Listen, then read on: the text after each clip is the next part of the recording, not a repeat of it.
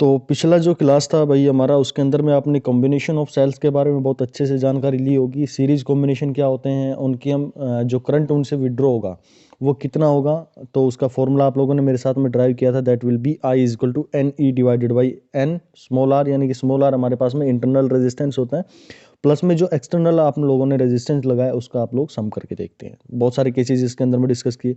फिर हमने parallel combination के बारे में बात करी। तो पैरेलल कॉम्बिनेशन का जो फॉर्मूला निकल के आ रहा था दैट इज एम ई, यानी कि जितनी भी आप लोगों ने ईएमएफ लगाए हैं या फिर जो बैटरी लगाई है उसका सबका सम कर लेंगे जितनी ब्रांचेज में आप लोगों ने किया है, और डिवाइडेड बाई जो एम आर, अगर सबका ये रेजिस्टेंस जो हमारे पास में एक्सटर्नल है उसका एम टाइम्स हम मल्टीप्लाई कर दें, यानी कि जितनी भी ब्रांचेज में आप लोगों ने लगाया है उस सबको यहाँ से मल्टीप्लाई कर दें, प्लस में आर जो आप लोगों ने इंटरनल रेजिस्टेंस लिया है पर एक पर्टिकुलर जो सेल आप लोगों ने यूज़ किया है, तो वो आप लोग के पास में आ जाएगा कि कितना करंट यहाँ से ड्रॉ किया जाता है। फिर हमने मिक्स सर्किट के बारे में बात करी थी। तो मिक्स सर्किट का जो फॉर्मूला निकल के आया था that is N E divided by R plus N R divided by M के नाम से आप लोगों ने जाना था। ठीक है, चलिए आज हम बात करते हैं इनके कुछ न्यूमेरिकल्स को लेके। न्यूमेरिकल नंबर 1 है हमारे पास में, ये कहता है कि ए बैटरी ऑफ 6 सेल, यानी कि एक बैटरी है जिसके अंदर में 6 सेल लगाए हुए उसने, यहाँ पर आप लोग को दिखाया गया ये फिगर के अंदर में। ईएमएफ 2 वोल्ट, हर एक का जो ईएमएफ है वो 2 वोल्ट है, एंड इंटरनल रेजिस्टेंस 0.5 ओम। देखो ईएमएफ का आप लोग ये समझ सकते हैं कि भाई जो मैक्सिमम जितनी एनर्जी दे सकता है ना, जितना भी वो वोल्टेज निकाल सकता है अपनी तरफ से, उसी को हम ईएमएफ के नाम से जानते हैं, इलेक्ट्रोमोटिव फोर्स के नाम से जानते हैं।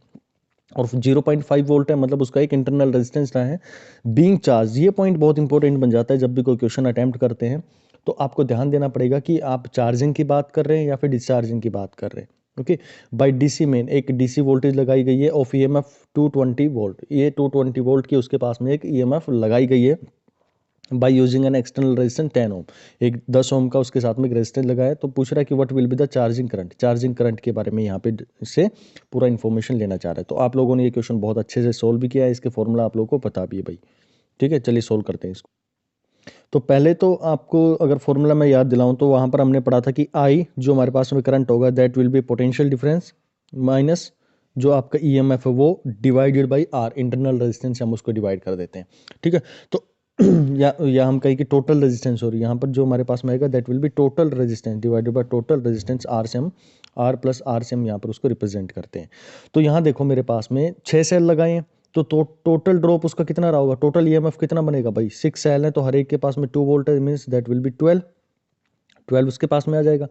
लेकिन हर एक के पास में 0.5 ओम क्या है हमारे पास में इंटरनल रेजिस्टेंस है, तो आप कहेंगे कि टोटल जो इंटरनल रेजिस्टेंस बनेगा हर सेल का जोड़ेंगे that will B 6 into 0.5 and it will B कितना आ जाएगा, 3 ओम आ जाएगा भाई। तो सभी का आप जोड़ेंगे तो 3 ओम हो गया।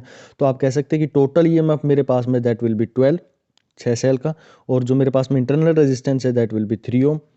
तो अब इस फॉर्मूले के अंदर में रखो net EMF divided by total resistance. तो नेट ईएमएफ मेरे पास में क्या आ गया, 220 माइनस 12 डिवाइडेड बाई 10 प्लस 3, क्योंकि 10 मेरे पास में क्या है एक्सटर्नल रेजिस्टेंस लगाया हुआ है। और आप सबको बताया कि जब भी चार्जिंग करते हैं तो उसका जो फॉर्मूला हम ड्रॉ करते हैं that is V minus E divided by total resistance से आता है, तो दैट इज डिवाइडेड बाई 13। आप इस पूरे को सोल्व करेंगे, you will get the answer 16 ampere के नाम से आप याद रखेंगे इसको। ठीक है, 16 एम्पियर इसका रिजल्ट आ जाएगा। नेक्स्ट क्वेश्चन की बात करते हैं। A battery of 6 cell each of 2 volt and internal resistance is 0.45 volt is charged by DC। Same वही क्वेश्चन है एज इट इज, डेफिनेशन वहाँ पे डेवलप करी गई है। इसने सिर्फ यहाँ पर ये पूछ लिया कि what is potential difference across the battery, potential difference पूछा है बैटरी के। देखिए सेल जो हमारे पास में बहुत सारे सेल्स आपस में कनेक्ट हो जाते हैं तो हम कहते हैं कि वो एक क्या बना लिया जाता है, वो एक बैटरी का रूप ले लेते हैं। तो ये यही पूछ रहा है कि जो एक्सटर्नल बनेगा यानी कि इस पॉइंट और इस पॉइंट के बीच में जो पोटेंशियल होगा उसके बारे में जानकारी ले रहा है। 6 सेल आप लोगों ने बीच में कनेक्ट कर दिए, अक्रॉस बैटरी जो पोटेंशियल ड्रॉप है वो निकालने के लिए बोल रहा है। तो जब भी चार्जिंग की बात आती है तो चार्जिंग में आप कह सकते हैं कि अगर मुझे इस पोटेंशियल पर V और यहाँ पर मेरे को ये मान लो A पॉइंट है और ये B पॉइंट है, तो मुझे VAB निकालना है। तो मुझे फॉर्मूला पता है कि सबकी ईएमएफ को जोड़ दो चार्जिंग की कंडीशन में, प्लस में जो भी इंटरनल रेजिस्टेंस हुआ है, जो भी इंटरनल रेजिस्टेंस है वहाँ पे जितना भी ड्रॉप हो रहा है उसको भी आप सम अप कर दो इसके अंदर में, यानी कि आई जितना करंट फ्लो करेगा उसमें से। ये फॉर्मूला हमने पिछले लेक्चर के अंदर में बहुत अच्छे से समझा है। ठीक है, तो V will be E plus में आई आर के नाम से आप इसको याद रखेंगे। तो ई कितना है भाई, 6 बैटरी है मेरे पास में तो 12 हो गया, प्लस में रेजिस्टेंस मेरे पास में कितना दे रखा है, यहाँ पर मेरे पास में जो रेजिस्टेंस है दैट इज तो रेजिस्टेंस मेरे पास में 0.5 हो गया। सेम वही केस आएगा कि सारे जब करेंगे तो आप 6 का तो 3 आ जाएगा हमारे पास में। और क्योंकि करंट इसके अंदर से कितना फ्लो कर रहा है, 16 एम्पियर कर रहा है, तो 16 इंटू में 3। जब भी आप लोगों को ये सीट मिलती है ना, तो आप लोग ये देख लेना कि जहाँ पर भी गैप मिलता है ना, तो वहाँ पर आप मल्टीप्लीकेशन का यूज़ कर लेना भाई, ठीक है। ये थोड़ा सा इसके अंदर में मिसप्रिंट हो पा रहा है, ये मल्टीप्लीकेशन का साइन नहीं लग पा रहा है, तो थोड़ा सा यहाँ पे मैनेज कर लेना। जहाँ पे ज़्यादा गैप दिखे वहाँ पे मतलब आप लोग को मल्टीप्लीकेशन का यूज़ कर लेना है। तो ये 16 एम्पियर मेरे पास में करंट था जो पहले हमने सर्किट के अंदर में निकाला है, और 3 ओम क्या आ गया, टोटल मेरे पास में रेजिस्टेंस आ गया। आप इस फॉर्मूले के अंदर में रखेंगे and you will get the answer 60 volt के, आप इसका आंसर आ जाएगा, ठीक है। चलिए नेक्स्ट क्वेश्चन की हम बात कर लेते हैं। नेक्स्ट क्वेश्चन ये आप लोगों को मैं एक वर्क के रूप में दे रहा हूँ, होमवर्क के रूप में। आप इसको भाई सोल्व करके देखना, चीज़ें वो ही रहेंगी, सिर्फ आपको सीरीज पैरेलल कॉम्बिनेशन लगा के इसको सोल्व करके देखना, ठीक है। ये सीट मिल जाएगी आज आपको, तो उसके बाद में आप इसको देख लेना। चलिए नेक्स्ट क्वेश्चन की हम बात कर लेते हैं। मेरे पास में गिवन रहता है EMF of primary cell 2 volt. Primary cell है, उसका एक ईएमएफ दे दिया गया है 2 वोल्ट है। It is shorten then it give a current of 4 ampere. Calculate internal resistance of the primary cell. तो आपको पता है कि जब भी शॉर्ट हो जाता है हमारे पास में सेल, जब भी शॉर्ट हो जाता है तो एक्सटर्नल जो रेजिस्टेंस है, इसका मतलब हमारे पास में क्या होता है, जीरो हो जाता है। तो शॉर्टन केस के अंदर में आपको ईएमएफ निकालने का तरीका बताया था, करंट विड्रॉ निकालने का, करंट निकालने का फॉर्मूला बताया था कि आपके पास में जो ईएमएफ है बैटरी का, वो डिवाइडेड बाई इंटरनल रेजिस्टेंस आप डिवाइड कर देते हैं, तो आपको मिल जाता है कि वहाँ से कितना करंट विदड्रॉ हुआ है। तो इस केस में क्या होगा भाई, मेरे पास 2 वोल्ट मेरे पास में बैटरी है, जो सेल मेरे पास में दिया गया है, और इसका इंटरनल रेजिस्टेंस कितना दिया गया है, इंटरनल रेजिस्टेंस आपको निकालना है। करंट आप लोगों को दिया गया है दैट इज़ 4 एम्पियर। तो आप इसको आर यहाँ चला जाएगा और आर आई यहाँ पर आ जाएगा, then it will be 2/4, its answer will be 0.5 ohm answer आ जाएगा आप लोगों के पास में, ठीक है। यानी कि बेसिक जो कंसेप्ट है अगर आप वो क्लियर करते हुए चलते हैं ना, तो आगे चीज़ें बड़ी स्मूथ हो जाती हैं। ये सारी चीज़ें हमने पढ़ी हैं, वही चीज़ें यहाँ पर मैं दोबारा से रिपीट कर रहा हूँ, उन्हीं न्यूमेरिकल्स के अंदर में उसको इंप्लीमेंट करने की कोशिश कर रहे हैं। नेक्स्ट क्वेश्चन बात कर लेते हैं। एंड्रोज इच कंटेनिंग एम सेल। देखो बड़ा खूबसूरत क्वेश्चन है, ये कह रहा है कि मेरे पास में एंड्रो है, यानी कि ऐसे मेरे पास में एंड्रोज बनाई गई है containing M cell in series. M cell उसने जोड़ दिए, एम सेल यहाँ पर उसने जोड़ दिए।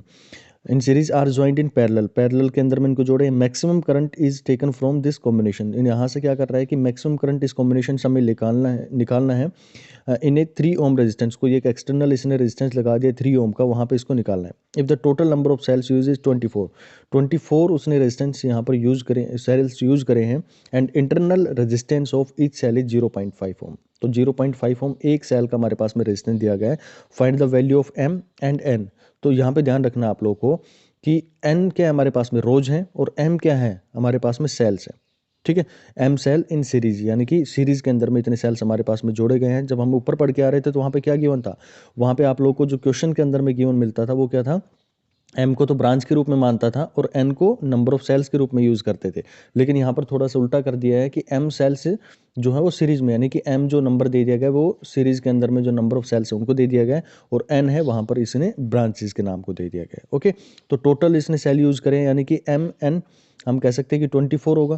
भाई आपको ये पता है कि सीरीज़ में क्या चीज़ है, और पैरेलल में अगर मैं ऐसे जोड़ता चला जाऊँ, मुझे पता है कि मेरे पास में 8 रो हैं। लेट अस सपोज मेरे पास में 8 रो हैं, और मैं हर रो के अंदर में 3 सेल यूज़ कर रहा हूँ। तो जिन रो है उनको तो मैंने क्या मानी, एन रो मानी है, और एक रो के अंदर में कितने सेल है, 3 सेल है। तो आप कह सकते हैं कि अगर मुझे टोटल नंबर ऑफ सेल निकालने होंगे तो मैं क्या करूँगा, 3 से मल्टीप्लाई कर दूंगा। अगर मैं टोटल 24 यूज़ कर रहा हूँ और हर ब्रांच के अंदर में, हर रो के अंदर में मैं 3 सेल यूज़ कर रहा हूँ, तो 8 3 ज़ा 24 टोटल रो, और ये मेरे पास में इनको मल्टीप्लाई कर देंगे, you will get the answer 24। तो वही चीज़ मैं यहाँ पर कर रहा हूँ कि टोटल सेल मेरे को पता है कि 24 मीन्स रो और कॉलम दोनों का, रो और नंबर ऑफ सेल्स का मल्टीप्लिकेशन करेंगे, इट विल बी 24। तो मैक्सिमम करंट निकालने के लिए, हमारे पास में कंडीशन क्या होनी चाहिए, तो कंडीशन हमारे पास में ये कहती है कि अगर आप मैक्सिमम करंट निकालना चाह रहे हैं देन एम इंटू में R divided by N is equal to R. पिछली क्लास के अंदर में हमने ये बहुत अच्छे से जाना था कि जब हमें मैक्सिमम करंट की कंडीशन होती है तो ये रेशो रेजिस्टेंस के इक्वल होना चाहिए। तो यहाँ पर आप वैल्यूज़ पुट करेंगे and the answer will B कि हमारे पास में 0.5 हमारा इंटरनल रेजिस्टेंस हो गया, गिवन हमारे क्वेश्चन के अंदर में 0.5 हो गया। M number of cells in every branch, जो भी है नंबर ऑफ सेल्स आप लोगों ने उसको कनेक्ट किया है, और एन ये मेरे पास में टोटल इसका जो मल्टीप्लिकेशन आएगा दैट विल बी 3 इसके साथ में मल्टीप्लाई हो जाएगा, 3n हो जाएगा मेरे पास। तो यहाँ से आपके पास में m की जो वैल्यू निकल के आएगी दैट विल बी 6n। आप लोगों के पास में यहाँ से इसका सॉल्यूशन करेंगे तो आप लोगों के पास में 6n आ जाएगा।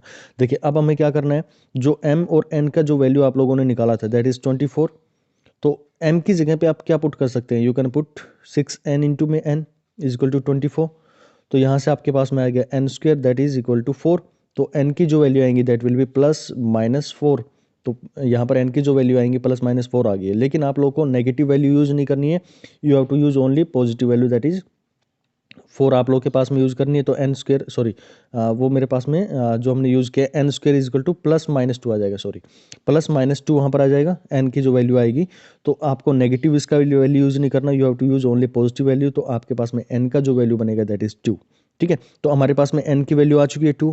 अब m की हमें निकालनी है, तो m की कैसे निकालेंगे भाई, देखो m को आपको यूज़ करना है तो अगेन वही फॉर्मूला यूज़ करना है, m into n is equal to 24 आप लोगों को गिवन है। तो अब यहाँ पर n की वैल्यू पुट कर दो आप, तो n की वैल्यू पुट करेंगे 2 दैट इज़ 24।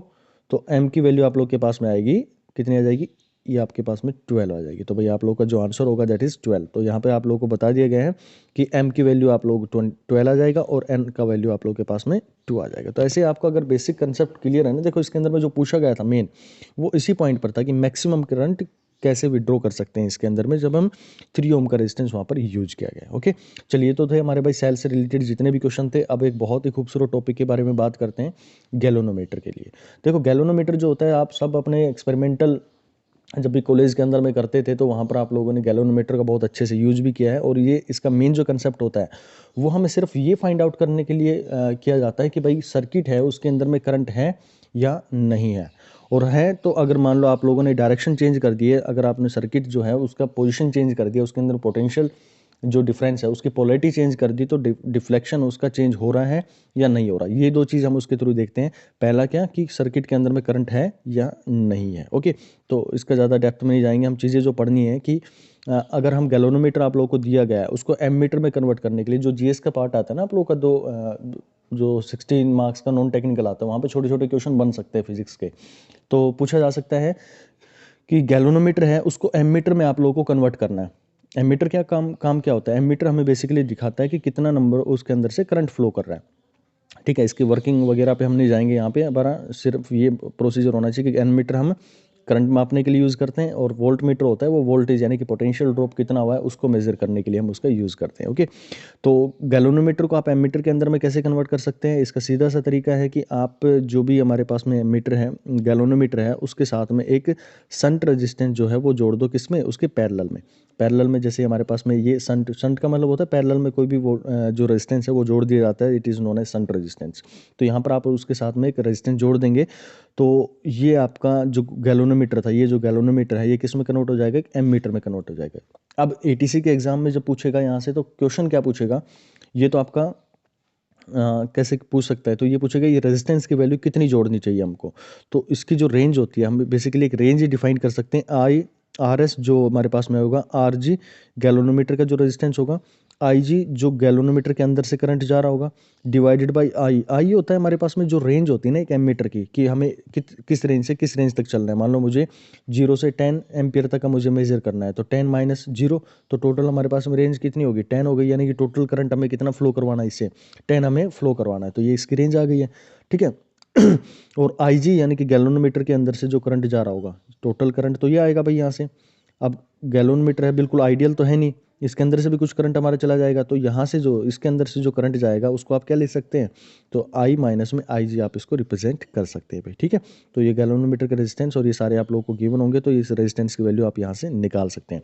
आपके एग्जाम के लिए यहाँ से क्वेश्चन बनने की पूरी चांसेस होते हैं कि कैसे गैल्वेनोमीटर को एमीटर में कन्वर्ट किया जाता है। तो इसके अंदर में आपका जो मेन है वो रेंज ऑफ एमीटर आप लोगों को जरूर देगा क्वेश्चन के अंदर पे। ठीक है, क्वेश्चन भी हम इसके ऊपर में करके देखेंगे। अब नेक्स्ट आप लोगों से पूछ लिया जाता है कि भाई जो गैल्वेनोमीटर है क्या हम उसको वोल्टमीटर में कन्वर्ट कर सकते हैं। भाई गैल्वेनोमीटर से तो आप करंट का मेजरमेंट करते हैं कि भाई वो डिफ्लेक्शन दिखा रहा है तो है उसके अंदर में सर्किट में करंट है। हम उसको वोल्टमीटर में भी कन्वर्ट कर सकते हैं। कैसे कर सकते हैं? एक हाई रेजिस्टेंस होता है, उसको गैल्वेनोमीटर के साथ सीरीज में कनेक्ट कर दिया जाता है। जब हम एमीटर की बात कर रहे थे तो वहाँ पर वो उसके पैरेलल में कनेक्ट कर दिया गया था। कौन सा? शंट रेजिस्टेंस के नाम से जाना था आप लोगों ने। यहाँ पे जो हमारे पास में हाई रेजिस्टेंस यूज किया जाता है, वहाँ पे लो रेजिस्टेंस यूज किया जाता है, क्योंकि वहाँ से हमें करंट को फ्लो करवाना है। यहाँ पे हमें है कि जो वोल्ट मीटर है या फिर जो हम बात करें कि गैल्वेनोमीटर, वहाँ से कोई भी करंट नहीं जाना चाहिए, तो हम वहाँ पर उसके साथ में हाई रेजिस्टेंस का यूज़ करके चलते हैं। ये उसके साथ सीरीज में कनेक्ट होगा। और पूछ लिया जाए कि भाई उसकी रेजिस्टेंस बताओ, तो रेजिस्टेंस आप लोग बहुत ईजिली इसका निकाल सकते हैं। That is equal to R और वी, मेरे पास में जितना मेरे पास में पोटेंशियल डिफरेंस दिया गया है वो आई जी, जो गैल्वेनोमीटर के अंदर से करंट जा रहा होगा वो, माइनस में R G. Minus R G क्या होगा हमारे पास में? जो इसका जो हमारे पास गैल्वेनोमीटर है उसका रेजिस्टेंस होगा। ठीक है, ये आप बेसिक यहाँ पे केवीएल लगा के भी इसको फाइंड आउट कर सकते हैं। ठीक है, नॉर्मल ओम्स लॉ लगा के भी उसको आप यूज़ कर सकते हैं, लेकिन आप लोग को सीधा ये फॉर्मूला याद रखेंगे, it's much better for you. ठीक है, चलिए अब आगे हम बात करते हैं। बहुत इंपॉर्टेंट टॉपिक्स आने वाले हैं, ये कुछ की पॉइंट्स है भैया, आप लोग इसको देख लेना। अब मैं बात करता हूँ व्हीटस्टोन ब्रिज को लेके। बहुत इंपॉर्टेंट है ये, very very important topic for your exam. देखिए, व्हीटस्टोन ब्रिज का एक कॉन्फ़िगरेशन होता है। जैसे आप सबने पढ़ा था कि हमारे पास में एक इस तरह का सर्किट, पहली चीज़ तो आपको 2 पॉइंट फाइंड आउट करने होते हैं जहाँ से आपको पोटेंशियल ड्रॉप निकालना है भाई किसी पॉइंट के बीच में। तो यहाँ पे मैंने एक ए बी रेजिस्टेंस है, ए बी के बीच में रेजिस्टेंस लगाया, बी सी के रेजिस्टेंस बीच में लगाया, और सी डी और ए डी के बीच में लगाया है। ठीक है, अब इसके अंदर में हमें देखना ये होगा कि इनके बीच में पॉइंट बी और पॉइंट डी, एक छोटा सा कंसेप्ट आप लोगों को समझा देता हूँ मैं, कि जब भी हमारे पास में 2 पॉइंट के ऊपर में पोटेंशियल, अगर मान लो यहाँ पर 8 वोल्ट है और यहाँ पर भी मेरे पास में 8 वोल्ट है, और यहाँ पर मैं कोई गैल्वेनोमीटर लगाता हूँ, क्या मेरे को कोई डिफ्लेक्शन शो करेगा यहाँ पर? तो इस पॉइंट पर कोई भी डिफ्लेक्शन शो नहीं करता है। क्यों? क्योंकि आप सबको पता है कि भाई जितनी एनर्जी मेरे पास में यहाँ पर होगी 8 जूल, अगर जो एनर्जी इसके पास में है, तो इस पॉइंट पर भी 8 जूल ही एनर्जी होगी। जब हम करंट पढ़ रहे थे वहाँ पे मैंने समझाया था आप लोगों को ये। तो यहाँ से अगर कोई इलेक्ट्रॉन जाएगा तो उसको यहाँ पर भी एनर्जी थ्रू आउट 8 जूल है, यहाँ पर भी एनर्जी 8 जूल है, तो कहीं पर भी वो एनर्जी लूज नहीं करेगा, मतलब कोई भी चार्ज पार्टिकल वहाँ से फ्लो नहीं। तो यहाँ पर भाई कोई भी डिफ्लेक्शन शो नहीं करेगा, यानी कि कोई भी करंट इसके अंदर से पास नहीं होगा, क्योंकि दोनों तरफ में क्या है, उसके पास में एनर्जी इक्वल है, तो एनर्जी बैलेंस्ड है, तो कोई भी पोटेंशियल का डिफरेंस नहीं आएगा। मीन्स दैट कि यहाँ से कोई भी करंट फ्लो नहीं होगा। तो इसी कंसेप्ट का हम यूज़ करते हैं व्हीटस्टोन ब्रिज के अंदर में।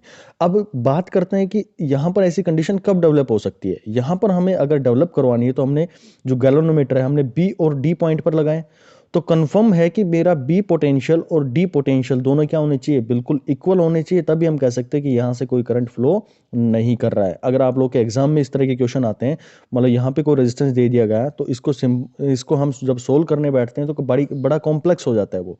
ठीक है, लेकिन अगर आप लोग को इस कंसेप्ट के बारे में पता है तो सबसे पहले आप इस कंडीशन को यूज करेंगे अपने क्वेश्चन के अंदर में, कि भाई मेरा जो सर्किट गिवन है, तो 99.9% ऐसा होता है कि वो सिचुएशन आप लोग को मिल जाएगी और आपका क्वेश्चन बड़ी इजीली वहां से सोल्व हो जाएगा। देखिए कैसे करेंगे इसको। तो आपको ये देखना होता है कि जो पॉइंट आपको फाइंड आउट करने, ए और सी पॉइंट के बीच में आपको मान लो रेजिस्टेंस फाइंड आउट करना है, टोटल रेजिस्टेंस आप लोगों से पूछ लिया गया है। तो जो यहां से जा रहा है ना, इस पॉइंट से ये रेजिस्टेंस, और यहां से ये रेजिस्टेंस, ठीक है, ये एक हमारे पास में क्या होंगे, इनिशियल रेजिस्टेंसेस का बात करेंगे कि भाई ए पॉइंट से ये 2 ब्रांचेज यहां से निकल रही है, तो इस ब्रांच को हमें बैलेंस करने के लिए, जो आगे जा रही है ना बी और डी के बीच में, तो ये दोनों ब्रांचेज मेरी क्या होनी चाहिए, बैलेंस होनी चाहिए, यानी इनका जो रेशियो आएगा, और यहाँ पे ये ब्रांच और ये ब्रांच जो यहाँ से जा रही है, इनका जो रेशियो आएगा, अगर वो इक्वल बन जाता है मेरे पास में, ठीक है, उनका रेशियो इक्वल बन जाता है, ध्यान से सुनना, इक्वल नहीं बोल रहा हूं मैं, बोल रहा हूं उनका रेशियो इक्वल बन जाता है, यानी कि P by Q divided by R by S होता है, तो आप कह सकते हैं कि यहां से B और D से कोई भी करंट फ्लो नहीं करेगा, यानी कि ये इसकी एक बैलेंसिंग कंडीशन हमारे पास में आ जाती है। ओके, तो आप इसका यूज करेंगे तो आपको पता लगेगा भाई कोई करंट फ्लो नहीं कर रहा है, तो अब इजीली आप उसको सोल्व कर लेंगे। ये ब्रांच तो खत्म हो गई है। पी और क्यू दोनों किस में आ गए, सीरीज में आ गए। आर और एस किस में आ गए, सीरीज में आ गए। तो इनका जो रिजल्टेंट आएगा ऊपर वाले का ये आएगा और नीचे वाले को ये आएगा। तो यहाँ से इसको फिर क्या बन गया हमारे पास में, पैरेलल कॉम्बिनेशन बन गया। And now you can easily find out the equivalent resistance between point A and B. यहाँ पे आप लोग इजीली उसको निकाल सकते हैं। ठीक है, ये कुछ कंडीशंस हैं यहाँ पर आप लोग देख सकते हैं कि पी बाई क्यू का रेशियो अगर आर बाई एस से हमारे पास में कम आ जाता है तो करंट का जो फ्लो होगा वो हमारे पास में बी टू डी होगा। लेकिन अगर ये पी क्यू जो हमारे पास में आया इसका ratio greater than R by S आ जाता है तो हम कहेंगे कि करंट जो हमारा यहाँ से इस डायरेक्शन में डी से बी की तरफ में मूव करेगा। तो आपको ये यूज़ कर सकते हैं इस कंडीशन में। लेकिन मैक्सिमम आपको जो चाहिएगा, जो आपको सफिशिएंट कंडीशन चाहिए कि नेसेसरी कंडीशन है व्हीटस्टोन ब्रिज सोल्व करने के लिए कंडीशन, आप लोग वहाँ से इसका यूज़ कर सकते हैं। इसके न्यूमेरिकल जब आएंगे तो आप लोगों को इसका बेहतर इंप्लीमेंटेशन पता चलेगा। चलिए नेक्स्ट हम बात करते हैं मीटर ब्रिज को लेके। Metre bridge is not much important. इससे बढ़िया हमारे पास में जो यूज़ करेंगे वो हम पोटेंशियोमीटर का यूज़ करेंगे। ठीक है, आप इसको छोड़ना चाहें तो छोड़ सकते हैं, इस पे क्वेश्चन नहीं बनते हैं। पोस्ट ऑफिस बॉक्स भी आप छोड़ सकते हैं। एक ये मेरे पास में बड़ा ही खूबसूरत क्वेश्चन आया ये हम इसको व्हीटस्टोन ब्रिज के थ्रू इसको सोल्व करने की कोशिश करते हैं। देखिए यहाँ पर जो पूछा गया है, the adjoining network of register each is resistance R ohm. R ohm उसका रेजिस्टेंस है। Find the equivalent resistance between A and B. देखिए पॉइंट जो दिए गए हैं इसने ए और बी पॉइंट दिए हैं। थोड़ा सा कॉम्प्लेक्स दिख रहा है ये। क्या मैं इसको ऐसा कर सकता हूँ कि ए वाला पॉइंट है उसको नीचे ले जाऊँ और बी वाले पॉइंट को ऊपर की तरफ में ले जाऊँ? ठीक है, तो आपको कुछ सर्किट इस तरह का मिलेगा मेरे को कि बी के साथ में देखो कौन कौन कनेक्टेड है, आर और आर कनेक्टेड है सी पॉइंट के बीच में और डी पॉइंट के बीच में। ठीक है, सी पॉइंट और डी पॉइंट के बीच में क्या कनेक्टेड है मेरे पास में, ये आर वाला कनेक्टेड है और ये ब्रांच जो है ऊपर की तरफ में चली गई है तो ये बन गया। और ए के साथ में कौन कौन कनेक्टेड थे, ये वाला कनेक्टेड है, ये वाला कनेक्टेड और बीच वाला कौन सा आर डी है, तो यहाँ पे कनेक्ट हो गया और ये मेरे पास में ये ब्रांच बन गई है। तो कुछ इस तरह का मेरे पास में सर्किट बन गया। अब आपको निकालना है किसके बीच में, आर ए और बी के बीच में निकालना है। तो कंडीशन क्या बताई थी कि जहाँ से ब्रांच आपकी शुरू हो रही है, मान लो ए से शुरू हो रही है तो ए से रेजिस्टेंस देखो ये हो गया और एक से ये हो गया, तो इन दोनों का आपस में रेशियो तो हमें लेना नहीं है। हमें क्या रेशियो चेक करना है कि यहाँ पे जो ब्रांच बनी है जो बीच में जा रही है, वैसे तो सोल्व करने के लिए हमें इसको क्या स्टार कॉन्फ़िगरेशन, डेल्टा कॉन्फ़िगरेशन उसका यूज़ करके इसको सोल्व कर सकते हैं। लेकिन जब हमारे पास में सफिशिएंट कंडीशन बन रही है तो हमें वहाँ पे जाने की ज़रूरत नहीं है भाई इसको।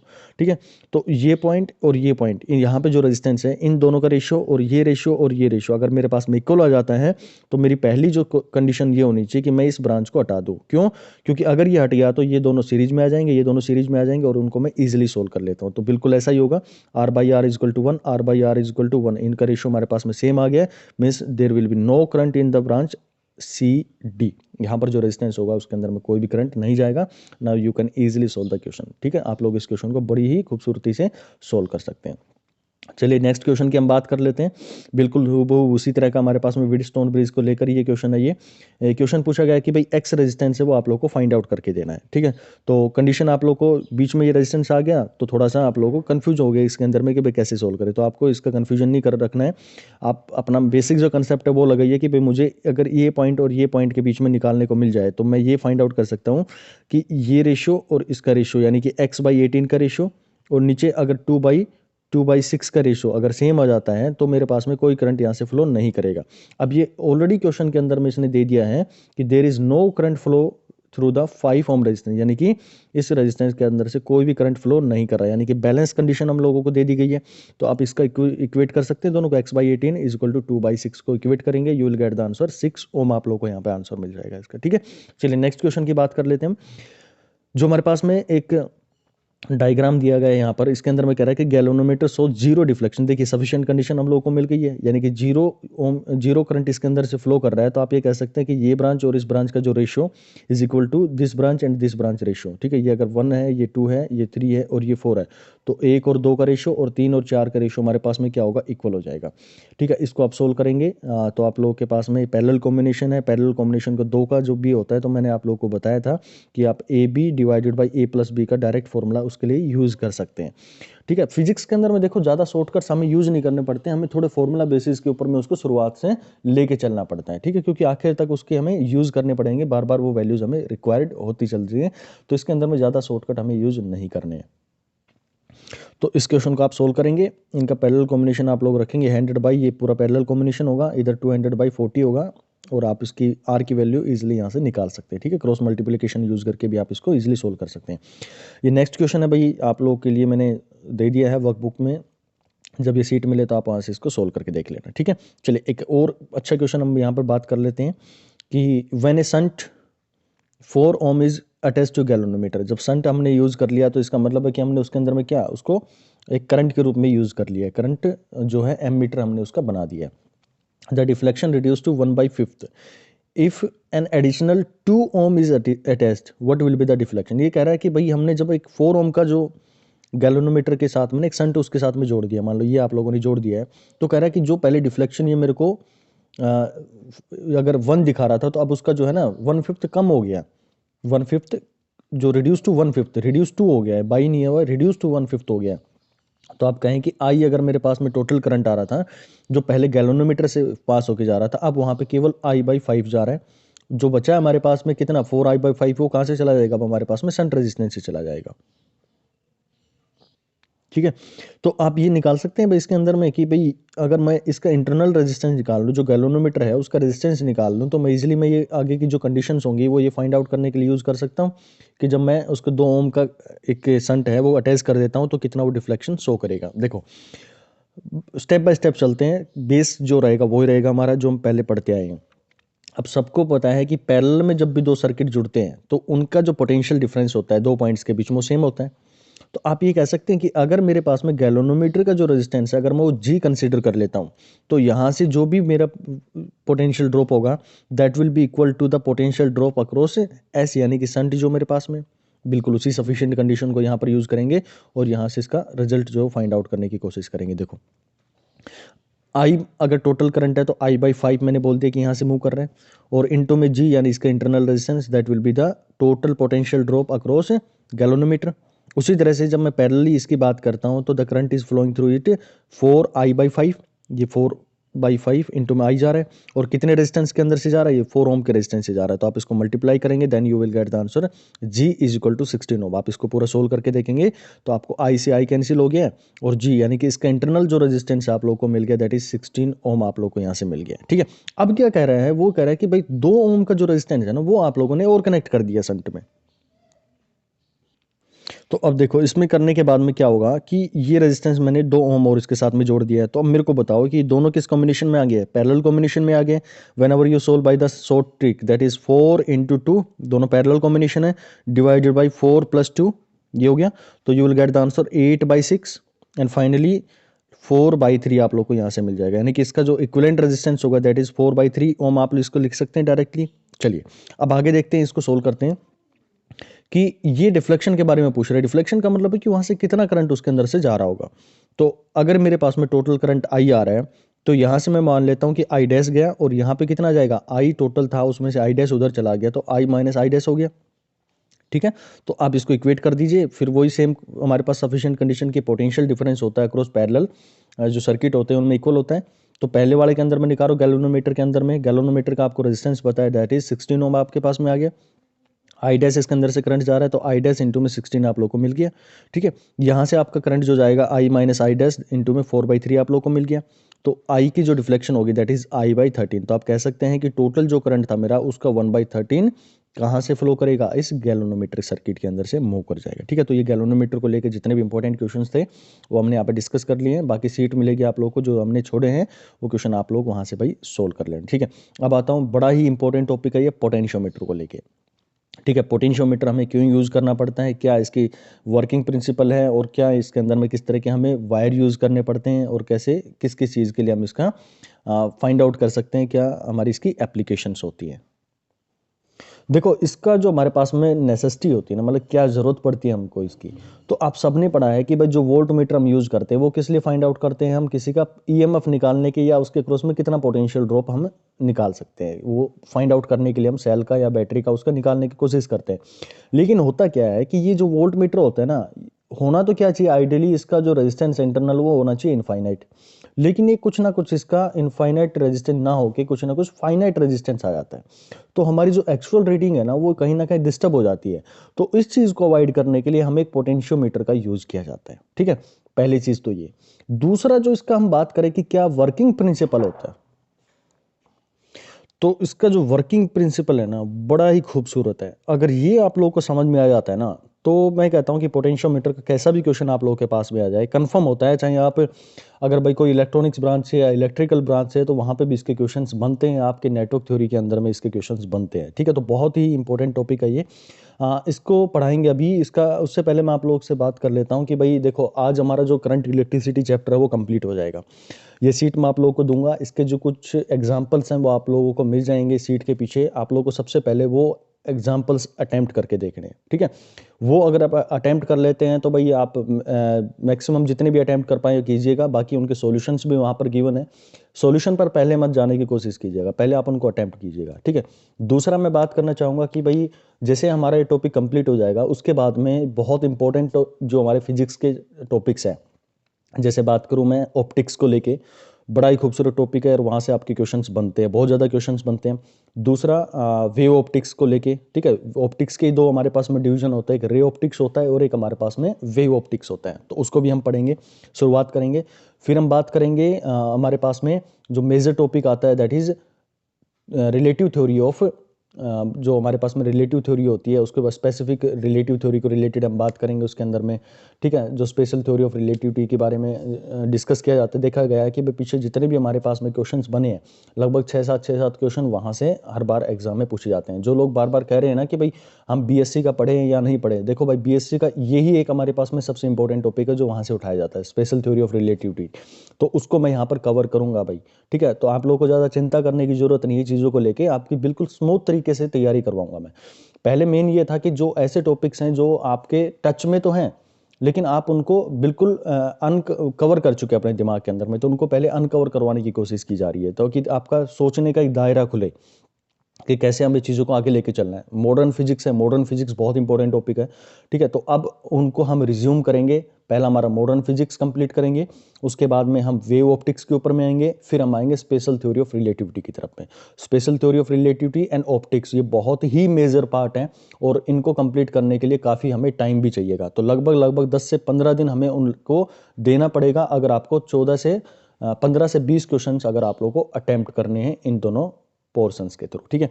तो चलिए अब मैं बात करता हूँ पोटेंशियोमीटर को लेके, और आप लोग भाई घबराओ मत चीज़ों को लेके ना कि ये करवा दो, न्यूमेरिकल करवा दो, सब होंगे भाई, सब हो जाएगा आप लोग के पास में। अभी तो आप कितने लकी हैं, मतलब आप जो लोग अभी सोच रहे हैं ना तैयारी के लिए उनसे तो बहुत ऊपर आ चुके हैं आप लोग। क्यों आ चुके हैं? अभी तो उन्होंने फॉर्म भरना शुरू किया है, आधे तो फॉर्म में उलझे हुए हैं कि भाई फॉर्म कैसे भरना है, क्या करना है, और आप लोग अपनी तैयारी पे फोकस किए हुए हैं, ठीक है। तो वो अभी सर्च आउट करेंगे कि भाई कहीं से हम लोग को मटेरियल मिल जाए, और आप इतने आगे आ चुके हैं उन लोगों से कि बहुत बड़ा लैगिंग फैक्टर यहाँ पर हमारे पास में उनके पास में मिलेगा, ठीक है। चलिए अब बात करता हूँ मैं पोटेंशियोमीटर को लेके। तो आप भाई तैयारी के लिए बिल्कुल बेफिक्र रहिएगा, सारे कंसेप्ट हमारे यहाँ पे क्लियर किए जाएंगे। चलो पोटेंशियोमीटर का देखो, एक बेसिक जो हमारे पास में है वो बेसिक आपको क्या समझना है। देखो अगर आप लोगों ने मेरे साथ में करंट इलेक्ट्रिसिटी का टॉपिक पढ़ा था तो मैंने ये कहा था कि भाई जैसे जैसे हमारे पास में रेजिस्टेंस, अगर मान लो मैं एक मेरे पास में कोई रेजिस्टेंस है जिसको through out uniformly distributed resistance है, थ्रू आउट क्या उसके पास में एक एल लेंथ का मेरे पास में कोई भी रेजिस्टेंस है और यूनिफॉर्मली उसके ऊपर में रेजिस्टेंस डिस्ट्रीब्यूट कर रखा है। तो यहाँ पे मान लो मेरे पास में एक इलेक्ट्रॉन है जिसके पास में एनर्जी है 100 जूल है, 100 जूल उसके पास में एनर्जी है। तो मैं कह सकता हूँ कि एक कूलम चार्ज के पास में अगर 100 जूल एनर्जी है तो आई कैन से कि यहाँ पर 100 वोल्ट होगा। पढ़ा था ना आप लोगों ने, जो वोल्टेज होता है work done per unit charge होता है, ओके। तो यहाँ से जैसे जैसे हम मूव करेंगे तो आपको पता है कि ये इलेक्ट्रॉन अपनी एनर्जी क्या करेगा, अगर रेजिस्टेंस उसको मिलेगा तो अपनी एनर्जी लूज करता चलेगा। यानी कि आप कहेंगे कि यहाँ 100 जूल था, इस पॉइंट पर मैं मेजर करूंगा तो कहीं ना कहीं ये 90 जूल हो गई होगी, यहाँ कहीं मेजर करूंगा तो 50 जूल हो गई होगी, यहाँ कहीं मेजर करूंगा तो ये 30 जूल हो गई होगी, और फाइनली जब ये इस पॉइंट पर पहुंचेगा, जब वायर के एंड पे पहुंचेगा तो इट हैज 0 जूल एनर्जी। तो आप कहेंगे कि यहाँ पर उसके पास में कितना वोल्टेज हो गया, 0 वोल्ट हो गया, ठीक है। अब ये देखो कि इसकी पूरी लेंथ थी मेरे पास में L, जैसे जैसे हम लेंथ वाइज बढ़ते जा रहे हैं तो इसका पोटेंशियल क्या होता जा रहा है, ड्रॉप होता जा रहा है। फिर से बताऊं इस पॉइंट को कि हमारे पास में जो 100 जूल एनर्जी थी वो ये क्या कर रहा है, इलेक्ट्रॉन की जो एनर्जी थी वो यहाँ पर लूज होती जा रही है। अगर आपने करंट के अंदर में पढ़ा हो टॉपिक को तो किस फॉर्म में जा रही है भाई, ये या तो हीट की फॉर्म में जाएगी या फिर हमारे पास में लाइट की फॉर्म में यहाँ से जो लूज होती चली जाएगी। तो ये जो कंसेप्ट आया ना पोटेंशियोमीटर का, वो पोटेंशियोमीटर का कंसेप्ट यहीं से उठ के आया है। क्या कहता है पोटेंशियोमीटर कि भाई मेरे पास में अगर मैं ये फाइंड आउट कर लूं, अगर मेरे पास में ये गिवन हो इस पोटेंशियोमीटर का कि ये पर यूनिट लेंथ कितना इसका पोटेंशियल ड्रॉप हो रहा है, तो आप कह सकते हैं कि आपको क्या मिल गया, उसका पोटेंशियो जो हमारे पास में पोटेंशियल ग्रेडियंट मिल गया है, और वो एक कांस्टेंट वैल्यू होगी, दैट इज के भी लिख सकते हैं, या फिर उसको एक्स के नाम से भी आप लोग जान सकते हैं। ठीक है, अब ये मान लो मैंने ये कहा कि इस एग्जांपल की मैं बात करूं इस क्वेश्चन के अंदर में, तो इसमें ये कहा कि भाई ये जब भी हम यहाँ से, मैं इसको सीधा वायर बना देता हूँ भाई आप लोगों के लिए ना, ये सीधा वायर बन गया। मैं ये कहूँ कि मैं यहाँ पर यहाँ से इस पॉइंट तक चला, मैं यहाँ से इस पॉइंट तक चला, और ये 1 सेंटीमीटर में इतना मूव कर गया, इस पॉइंट से यहाँ तक की दूरी जो 1 सेंटीमीटर थी, ठीक है 1 सेंटीमीटर थी, तो इसका जो पोटेंशियल था यहाँ पे 100 था लेट सपोज, और इस पॉइंट पर आने के बाद में ये हो गया मान लो 90 वोल्ट हो गया। तो इसका कितना भाई ड्रॉप हुआ यहाँ पर, तो आप कह सकते हैं कि 90 माइनस 100 माइनस में 90 दैट इज 10 डिवाइडेड बाई 1, यानी आप कह सकते हैं कि 10 वोल्ट उसका ड्रॉप हो रहा है कितनी देर में, 1 सेंटीमीटर जब आप मूव कर जा रहे हो। तो यही इसका क्या आ गया, पोटेंशियल ग्रेडियंट आ गया। अगर ये आप लोगों को चीज़ समझ में आ जाती है तो आप इसको ईजिली सोल्व कर लेंगे। जो हमारा कंसेप्ट होगा पोटेंशियोमीटर का, मैं बेसिक कंस्ट्रक्शन पर जा रहा हूँ, कैसे इसका यूज़ करेंगे। देखो ग्रेडियंट आप लोगों को समझ में आ गया। इसके अंदर में दो तरह के सर्किट होते हैं, एक तो हमारे पास में प्राइमरी सर्किट होता है जो कि करंट दे रहा होगा, जो बेसिक करंट की बात कर रहा था ना, जो इस वायर के अंदर में एक वायर जिसको हम यूज करेंगे, जो किस किस का बना होगा, ये बनता है भाई हमारे पास में जो एलॉयज होती है, मैग्नीन होता है, कॉन्स्टेंटन होता है, या यूरेका होता है, इनके एलॉय का हम इसका यूज करते हैं इसके अंदर में। तो ये वायर बीच में रख दिया जाता है, इसको एक पोटेंशियल दिया जाता है बाहर, एक बैटरी या ईएमएफ जो सेल होता है उसके थ्रू, जिसका इंटरनल रेजिस्टेंस आर होता है, और एक रियोस्टेट होता है। रियोस्टेट का मतलब होता है कि अलग अलग हम उसको रेजिस्टेंस प्रोवाइड कर सकते हैं, करंट की वैल्यू जो है वो कम या ज़्यादा इसके अंदर से की जा सकती है। ठीक है, पहली चीज़ तो ये। दूसरा इसके अंदर में सेकेंडरी सर्किट होता है, सेकेंडरी सर्किट का ही हमारे यहाँ पर सबसे ज़्यादा यूज होता है। सेकेंडरी सर्किट में क्या होता है, एक हमारे पास में सेल होता है और एक हमारे पास में गैल्वेनोमीटर होता है। यहाँ पर ये सेल किस लिए है, अगर मुझे इस सेल का ईएमएफ निकालना है भाई, कि इसका ईएमएफ कितना रहेगा, तो वो निकालने के लिए मैं इसको यहाँ पर यूज करता हूँ। और गैल्वेनोमीटर आप सबको पता है कि करंट के अंदर में डिफ्लेक्शन शो करता है कि सर्किट के अंदर में करंट की ये डायरेक्शन बताएगा कि इसके अंदर में करंट है या नहीं है। अब देखो क्या करना है, यहाँ से हमने जो था स्विच बिल्कुल ऑन कर दिया है। जैसे मैं स्विच को ऑन करूंगा तो ये करंट इसके अंदर से फ्लो होना शुरू हो जाएगा। बिल्कुल व्हीटस्टोन ब्रिज वाली कंडीशन थी ना, उसी तरह से हम बात करेंगे इसको लेके। तो अब क्या करना है कि यहां से आपका करंट फ्लो होना शुरू हो गया। लेट अस सपोज ये जो मेरे पास में ईएमएफ था, ये मेरे पास में 6 वोल्ट की बैटरी है भाई, 6 वोल्ट की, कुछ भी हो सकती है, मैं एक एज्यूम करके चल रहा हूं। अब मैं क्या करता हूं, जॉकी को, ये मेरे पास में जॉकी है, इस वायर को मैं यहां से मान लो मैंने दिया इसको 10 वोल्ट की, ये मेरे पास में बैटरी जो एक्सटर्नल है वो लगाई हुई है। तो आप सबको पता है कि इस वायर में कॉन्स्टेंटली क्या कर रहा होगा, पोटेंशियल ड्रॉप होता चल रहा होगा। ठीक है, इसके अंदर में पूरा पोटेंशियल ड्रॉप होगा वायर के अंदर में, यहाँ से 10 होगा, फिर 9 8 7 6 5 1 2, फिर आपके पास में क्या मिलेगा, लास्ट में 0 मिल जाएगा। अभी जॉकी को यहाँ से हम मूव करवाना शुरू करते हैं, इस पॉइंट से हम देखते हैं कि यहाँ पर भी इसने क्या किया, करंट मिला में, यानी कि डिफ्लेक्शन शो किया इन्हें। फिर यहाँ पर गए तो यहाँ पर भी इसने डिफ्लेक्शन शो किया, लेटेस्ट सपोज ये 6 वोल्ट का यहाँ पर कहीं ड्रॉप रहा होगा। तो यहाँ पर गए तो ये 7 था, तो जैसे हमने यहाँ पर टच किया तो करंट सर्किट के अंदर में करंट क्या कर रहा है, फ्लो कर रहा है, क्योंकि हमें पता है कि भाई higher potential to lower potential move करेगा करंट। तो करंट यहाँ से मूव कर गया, यानी कि गैल्वेनोमीटर ने डिफ्लेक्शन शो कर दी।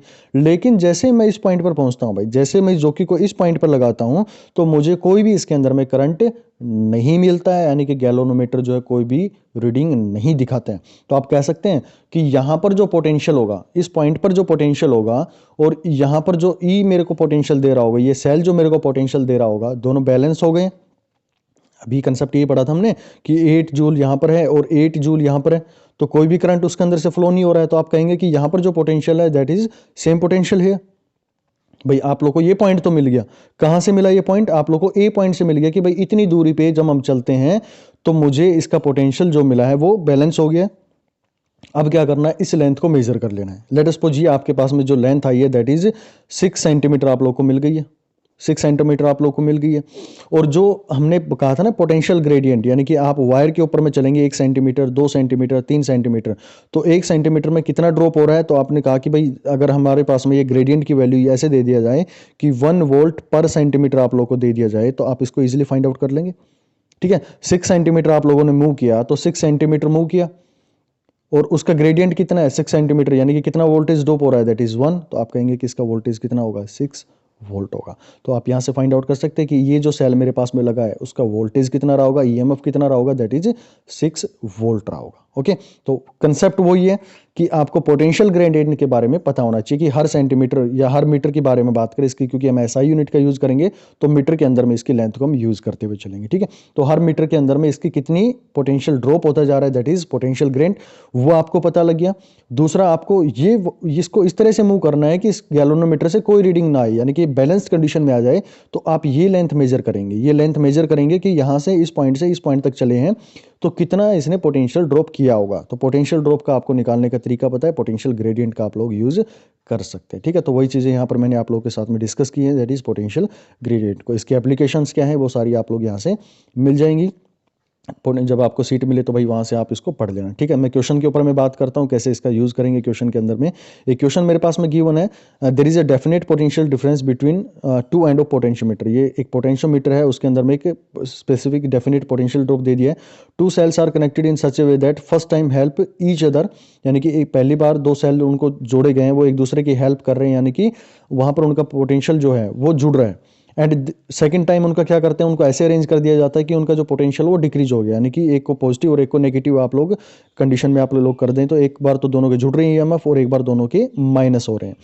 दे are balanced on a potentiometer at 120 centimetre and 60 centimetre respectively. Compare the electromotive force of the cell. तो वही चीज़ है भाई, ऊपर वाले प्राइमरी सर्किट को तो हमें छेड़ना नहीं है, हमें बात कर रहा है कि ये दो सेल यहाँ पे इसने कनेक्ट कर दिए इस तरह से भाई, ये मेरे पास में जॉकी है और यहाँ पर इसने गैल्वेनोमीटर लगाया। देखिए बड़ा खूबसूरत क्वेश्चन है ये। अब कह रहा है कि ये मैंने पहले जब इनको जोड़ा गया तो ये पोटेंशियोमीटर ऐसे मूव करते, जो कि जो यहाँ पे मूव करवाए, यहाँ पे मूव करवाए और इस पॉइंट पर आ गए, यानी कि इनिशियल पॉइंट से इसने डिस्टेंस दी है कि जब ये बैलेंस हो गया, यानी गैल्वेनोमीटर में कोई भी रीडिंग नहीं दिखाई है, तो कंफर्म है कि भाई ये वोल्टेज और ये वोल्टेज दोनों क्या हो गई होंगे, ये जो पोटेंशियल ड्रॉप होगा इस पॉइंट पर वो दोनों सेम हो गए हैं। तो ये डिस्टेंस पहले केस में दी है कि ये मेरे पास में 120 हो गई है भाई, पोटेंशियल ड्रॉप इसने 120 दे दिया है। दूसरे केस के अंदर में ये कह रहा है कि जब इनको अपोज कर दिया गया, यानी कि दोनों को क्या कर दिया इसने, डिफरेंट डाल दिया है, दोनों का ईएमएफ जहां पर क्या होगा माइनस हो जाएगा, E1 माइनस E2। तो वहां पर जो इसने डिस्टेंस दी है दैट इज 60 सेंटीमीटर, इसने दिया 60 सेंटीमीटर भाई, वहां पर इसको दी गई है, वहां पर ये वैल्यू इसने प्रोवाइड कर दी है। अब कह रहा है कि ये इलेक्ट्रोमोटिव फोर्स फाइंड आउट करने के लिए बोल रहा है, किसकी, E1 और E2 की आप लोग के पास कर रहा है। ठीक है, तो आप लोगों को कंडीशन में क्या आ गई है कि मुझे ये तो पता है कि भाई इसका जो पोटेंशियल ड्रॉप ग्रेडियंट होगा उसकी वैल्यू में x मान लूं। ठीक है, अगर ये 120 सेंटीमीटर यहां तक इसने दिया है पहले केस के अंदर में, तो मैं बोल दूं कि भाई यहां तक का वोल्टेज कितना रहा होगा, दैट इज 120 इंटू में x रहा होगा। और दूसरे केस के अंदर में जब इसने क्या किया, दोनों का अपोजिट करवा दिया गया, तो आप कह सकते हैं कि यहां से यहां तक जब इसने मूव करवाया तो यहां की जो डिस्टेंस है वो 60 आप लोगों को दी गई है। पोटेंशियल ग्रेडियंट आप लोगों को पता है कि भाई इतना चलते हैं तो हमें इतना जो पोटेंशियल वो ड्रॉप हो जाता है, तो यहां से भी x मान लिया गया। ठीक है, तो ये मेरे पास में दो कंडीशन आ गई है कि E1 प्लस में E2 जब इन दोनों को जोड़ा गया तो वहां पर जो मेरे पास में लेंथ आई है that is E1 plus E2 is equal to x into में 120, और जब उसको माइनस करते हैं यानी कि अपोजिट कर दिया गया दैट इज x इंटू 60 आ गया। अब इनको दोनों का रेशियो आप लोग निकाल लो भाई, E1 प्लस में E2 divided by E1 minus E2, तो हमारे पास में रेशियो आएगा दैट इज 2/1 के रेशियो से हमारे पास में आ जाएगा। ठीक है, फिर हम इसको सोल्व आउट करेंगे, again you will get the ratio of individual EMF 1, क्योंकि हम डायरेक्टली वैल्यू निकाल नहीं सकते, क्योंकि इसमें सिर्फ ये पूछा गया compare the electromotive force of the cells, कि भाई वो कितने गुना एक दूसरे से ज्यादा है, यानी कि 1 टाइम्स 2 टाइम्स 3 टाइम कितने टाइम्स उससे ज्यादा है। ठीक है, ये क्वेश्चन के अंदर में सारे जितना भी हमारा कंसेप्ट था ना, सारा इसी क्वेश्चन के अंदर में डाल दिया गया है, इसीलिए एक स्टैंडर्ड क्वेश्चन है। देखिए जितने भी सीट के अंदर में ना बड़े स्टैंडर्ड क्वेश्चन है, काफी उनको एनालिटिकल तरीके से एनालिसिस करके ही हमने यहाँ पर डाला गया, तो आप इनको भी कर लेंगे ना तो मोर देन सफिशिएंट है आपके पूरे कंसेप्ट पे पकड़ बनाने के लिए। ये कंसेप्ट बहुत इंपॉर्टेंट है इसके लिए, इसीलिए मैं आपको इसके ऊपर में टाइम ज़्यादा दे रहा हूँ। तो ये आपके पास में आ गया E1 divided by E2 that is equal to 3/1 आप लोग के पास में आंसर आ जाएगा। ऐसे हमारे पास में ईएमएफ के काफ़ी क्वेश्चन आपको वर्कबुक जो सीट मिलेगी इसी के अंदर में आप लोग को मिलेंगे, आप उनको भाई क्वेश्चन को इसी अप्रोच के साथ में सोल्व करना, आपके सारे क्वेश्चन वहाँ से सोल्व होते चले जाएंगे। ठीक है, नेक्स्ट हमारे पास में आते हैं हीटिंग इफेक्ट ऑफ करंट। तो करंट आप सबको पता है कि जब भी किसी वायर के अंदर से मूव करता है तो हमने कहा था कि या तो लाइट की फॉर्म में एनर्जी को डिसिपेट करेगा, या फिर ये हमारे पास में हीट या लाइट की फॉर्म में दोनों में एनर्जी को डिसिपेट कर सकता है। तो यहाँ पर वो जो हीटिंग इफेक्ट आता है, आप चेक करते हैं ना कि उसको गर्म हो गया वो, तो उसको जो है कहते हैं कि हमारे पास में हीटिंग इफेक्ट ऑफ करंट के रूप में हम उसको पढ़ते हैं। और जो हमारे पास में हीट होगी, जब सबको पता है कि भाई जब इलेक्ट्रॉन मूव कर रहा है तो वो क्या करेंगे, अपनी मेन पोजीशन पे क्या करते हैं, वाइब्रेट करते हैं, इलेक्ट्रॉन के साथ में कोलाइड करते हैं। तो वो जब कोलाइड करते हैं तो वहाँ पे हीट की फॉर्म वहाँ से जनरेट हो जाती है। करंट की जो लेक्चर था हमारा लेक्चर नंबर 1, वहाँ पे आप लोगों ने बहुत अच्छे से इसको समझा होगा। अब बात करें जूल लॉ ऑफ हीटिंग के बारे में बात करें तो जूल लॉ ऑफ हीटिंग ये कहता है कि जो भी हमारे पास में हीट प्रोड्यूस होगी that will be equal to V square R by T. आपको फॉर्मूला याद रखना है, वी की जगह पे आप वी आई पुट भी कर सकते हैं। ठीक है, तो तीन चीज़ें क्या क्या है इसके अंदर में कि भाई आप लोग कितना पोटेंशियल दे रहे हैं, कितना आपका रेजिस्टेंस है, कितना आपके पास में टाइम तक आप लोगों ने उसके साथ में जो है करंट उसके अंदर से पास किया है, तो वहीं से हम इसको जूल लॉ ऑफ हीटिंग के रूप में जानते हैं। नॉट मच इंपॉर्टेंट, लेकिन आपको फॉर्मूला पता होना चाहिए इसका। ठीक है, नेक्स्ट हम देखते हैं कि ऐसा यूनिट क्या होती है, जूल होती है, और 1 किलोवाट किसके इक्वल होता है, 3.6 इंटू 10⁻6 जूल के बराबर होता है। जो आपके घरों के अंदर में बिजली आती है ना, तो वो आप लोग देखते हैं कि घर में बिजली का बिल आता है, तो वो हमेशा जो स्टैंडर्ड प्रैक्टिकल यूनिट होती है किलोवाट आवर के रूप में आपके पास में आता है। ठीक है, तो प्रैक्टिकल यूनिट आपसे पूछी जाए तो किलोवाट आवर होती है। ये आपके जो नॉन टेक्निकल पार्ट आता है वहाँ पर आप लोग इसका यूज़ कर सकते हैं। ठीक है, फिर हम बात करते हैं हमारे पास में सीरीज कॉम्बिनेशन बल्ब जो होते हैं उनके सीरीज और पैरेलल कॉम्बिनेशन से काफ़ी क्वेश्चन बनते हैं। तो टोटल पावर कंज्यूम की बात कर ली जाए कि जब आप जो बल्ब हैं वो सीरीज में कनेक्ट कर दिए जाएँ तो उनका जो हमारे पास में पावर आएगा वो कितना कंज्यूम होगा, उसके बारे में देख लो भाई इसका। तो टोटल पावर जो होगी भाई हमारे पास में, मान लो दो बल्ब यहाँ पर यूज़ किए गए हैं हैविंग वोल्टेज P1, जो हमारे पास में P1 है और P2 उसका दूसरे का पावर है। ठीक है, आप देखते हैं ना कि 100 वोट का बल्ब है और उसके ऊपर में ऐसे रेटिंग लिखी मिलती है आप लोगों को, तो ये मैं इसी पावर की बात कर रहा हूँ जिसके पीछे वोट लिखा होता है। ठीक है, तो अगर अलग अलग पावर के मेरे पास में जोड़ दिए गए हैं, P1 और P2 की पावर के दिए गए हैं, तो टोटल जो पावर कंज्यूम होगी that will B P1 into P2 series combination के अंदर में। जैसे रेजिस्टेंस हमारे हुआ करते थे, तो ये जो फॉर्मूला हम दो रेजिस्टेंस के लिए यूज़ करते थे, R1 R2 divide by R1 plus में R2, बल्ब के केसेस में ये हमेशा पावर के केसेस के अंदर में ये हमारे पास में सीरीज कॉम्बिनेशन के लिए यूज़ करते हैं। ठीक है, अगर मेरे पास में n बल्ब हैं और सभी के क्या आइडेंटिकल हैं, तो हम कह सकते हैं कि टोटल जो पावर कंज्यूम होगी that will B P divided by n। ये आप उसका डायरेक्ट यूज़ कर सकते हैं। तो सीरीज कॉम्बिनेशन में पूछा जाएगा ब्राइटनेस को लेकर, यहाँ पर क्वेश्चन पूछे जाते हैं। तो जो ब्राइटनेस होती है वो डायरेक्टली प्रोपोर्शनल होती है कि कितनी पावर हमारे पास में, ज़्यादा पावर का होगा तो ज़्यादा वो ब्राइटनेस हमें शो करेगा।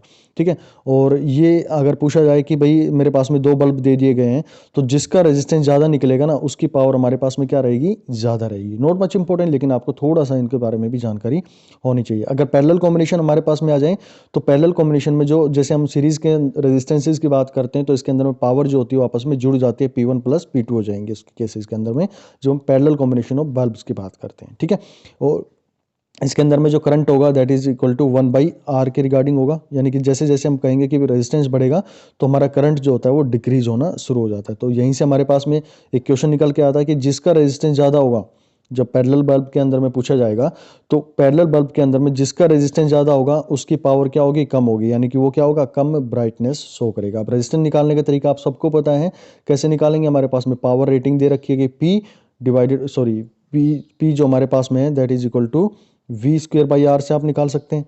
ठीक है, वी स्क्वेयर बाई यहाँ पर इसको वी स्क्वेयर बाई आर से आप निकाल सकते हैं। तो आर आपके पास में क्या आ जाएगी, V square divided by P, जो भी पावर रेटिंग है और जो भी वोल्टेज है आप लोगों के पास जो बल्ब होगा उसके पास में दी गई होगी। मतलब 220 वोल्ट का आपको रेटिंग दे दिया गया है और पावर जो कंज्यूम करवा रहा है वो 100 वोट करवा रहा है, तो इसका वैल्यू आप स्क्वेयर डिवाइडेड बाई 100 वोट यहाँ से निकालेंगे तो एक आपको रेजिस्टेंस मिल जाएगा। फिर कहेगा कि भाई मैं उसको वोल्टेज जो है वो कन्वर्ट कर दिया है, जो वोल्टेज है बल्ब वही है, उसको अब 240 या 440 वोल्ट पर मैंने लगा दिया है, तो 440 पर वोल्ट पे आप निकालेंगे तो आपको मिलेगा 100 वोट पे कोई अलग रेजिस्टेंस आप लोग को मिल जाएगा। तो आप देखेंगे कि भाई इसके अंदर में रेजिस्टेंस मेरे को बढ़ के मिलेगा और पहले वाले केस के अंदर में रेजिस्टेंस मेरे को कम मिलेगा। तो कौन से केस के अंदर में इनको मैं जोड़ूं पैरेलल के अंदर में, तो मेरे को ज़्यादा ब्राइटनेस मिलेगी, ज़्यादा चमका मिलेगा वो। तो पहला जो केस होगा जिसके अंदर में रेजिस्टेंस क्या है, मेरा कम है। ठीक है, तो वही पैरेलल कॉम्बिनेशन के अंदर में जिसका रेजिस्टेंस कम होगा उसकी पावर ज़्यादा होगी, वो ज़्यादा ब्राइटनेस हमें शो करेगा। ठीक है, तो भाई ये था आपको जितना भी हमारे पास में कंसेप्ट थे इलेक्ट्रिसिटी को लेके। ये कुछ क्वेश्चन है भाई, इनको आप ट्राई आउट करके देखना, नहीं आते हैं तो इनके सॉल्यूशन हम करके देखेंगे बाद में। आप लोगों को ये कुछ वर्कआउट प्रॉब्लम्स है वो आप लोगों को दे दी गई हैं इसके अंदर में, आप इनको सोल्व आउट करना और इनके सॉल्यूशंस है वो भी आप लोग को इसके अंदर में नीचे गिवन है, नहीं आते तो वहाँ से इनको सोल्व करने की कोशिश करनी। ठीक है, अगर ये भी आप लोग कर लेते हैं तो मोर देन सफिशिएंट है आपकी इलेक्ट्रिसिटी की प्रिपरेशन के लिए। इससे बाहर आप लोग का कोई भी क्वेश्चन बनने के चांसेस नहीं है, क्योंकि सारे के सारे कंसेप्ट यहाँ पर डाल दिए गए। ओके, तो चलिए मिलते हैं फिर नेक्स्ट वीडियो के अंदर में, जिसके अंदर में मॉडर्न फिजिक्स है वो हम कंप्लीट करने की कोशिश करेंगे, जिसके 3-4 वीडियोस हमारे और आने वाले हैं मॉडर्न फिजिक्स को लेके। और इलेक्ट्रिसिटी करंट इलेक्ट्रिसिटी हमारा खत्म हो गया है, इलेक्ट्रोस्टैट है वो हमारा कंप्लीट हो चुका है। ठीक है, और इनके जो क्वेश्चन है वही आप लोग के टेस्ट भी आप लोग को दिए गए हैं, आप लोग का बहुत अच्छा रिस्पांस भी रहा है पहले टेस्ट को देख के। काफ़ी बच्चों जो एस्पिरेंट्स थे उन्होंने उसको अटैम्प्ट भी किया है, और जिसने नहीं किया है तो भाई टेलीग्राम जो चैनल है ना उसके अंदर में वो सारे PDF फाइल्स वहाँ पर प्रोवाइडेड हैं, वहाँ पे उनको अटेम्प्ट करने की कोशिश कीजिएगा। कोई भी डाउट आता है तो इंस्टा जो आप लोगों को दिया गया लिंक, वहाँ पर आप उसको मेरे पास में सेंड कीजिएगा। आई विल ट्राई कि मैं आप लोग को तुरंत रिस्पॉन्स दे दूँ उन चीज़ों को लेके, ठीक है। तो चलिए, thank you so much for your patience. मिलते हैं नेक्स्ट वीडियो में।